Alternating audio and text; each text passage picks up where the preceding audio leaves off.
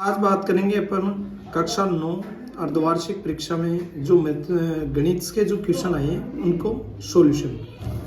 पहला क्वेश्चन है निम्नलिखित में से ज्ञात करने की कौन सा शांत दशमलव है। तो इसका राइट ऑप्शन होगा बी 4/5। 4 में आपने 5 का भाग दिया तो ये आएगा 0.8 यानी शांत दशमलव है। ठीक है।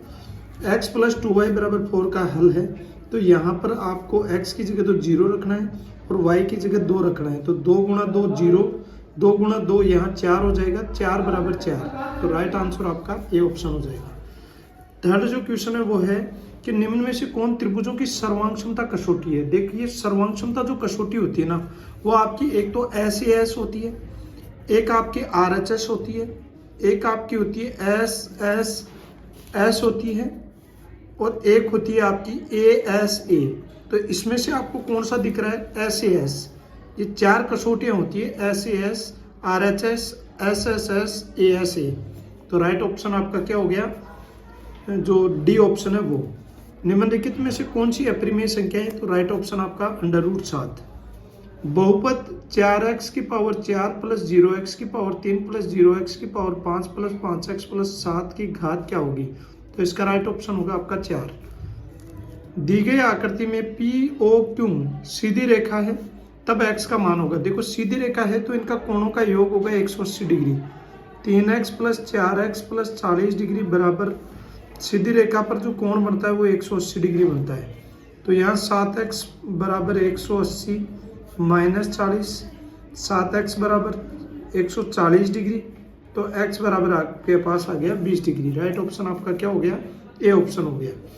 ABCD एक समचतुर्भुज है जहां कोण ACB = 40 डिग्री है तो कोण ADB बराबर क्या होगा। तो इसका राइट आंसर होगा आपका सी ऑप्शन 50 डिग्री। ठीक है, आगे बढ़ते हैं। बेटा एक ठोस के आयाम होते हैं तो ठोस के 3 आयाम होते हैं। ठोस के आयाम कितने होते हैं, 3।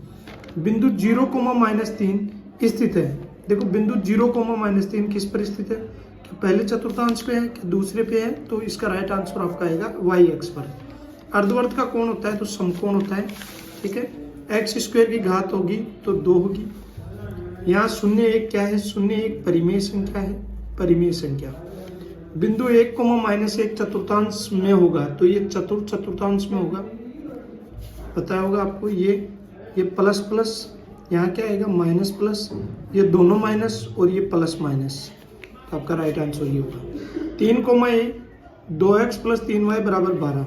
तो यहाँ आपको x की जगह तो क्या रखना है बच्चों, 3 रखना है और y की जगह क्या रखना है आपको। तो y की जगह आपको रखना है a। तो यहाँ 3 × a बराबर आ गया 12। तो ये इधर गया 3a = 12 - 6। तो a बराबर आपके पास आ गया 6/3 यानी 2 आंसर आ गया। ठीक है, दो कोणों का योग 180 डिग्री हो तो वे कौन होते हैं, वह संपूरक कोण होते हैं। दो कोणों का योग अगर 180 डिग्री हो तो यदि दो रेखाएं एक दूसरे को प्रतिच्छेद करती है तब शीर्षाभिमुख कोण एक दूसरे के बराबर समान भुजा वाले 2 वर्ग होते हैं। तो ये होते हैं बेटा सर्वांगसम होते हैं। समान भुजा वाले जो 2 वर्ग होते हैं वो सर्वांगसम होते हैं। एक समांतर चतुर्भुज के विकर्ण एक दूसरे को समद्विभाजित करते हैं। ठीक है, यहाँ आपका जो 1 नंबर का जो क्वेश्चन है वो है 2^2/3 (2^1/3। इसमें क्या करना है आपको, आधार समान करना है तो घातें जुड़ जाती है। यहाँ 2/3 + 1/3 तो ये आएगा 2^3 और यहाँ 3/3। क्या 2^1 आ गया, यही आपका राइट आंसर। ठीक है, 2 - x² + x⁻³ में x² का गुणांक लिखो। तो x² का जो गुणांक है वो है आपका -1। बिंदु -5, 12 की x अक्ष से दूरी क्या होगी। ठीक है,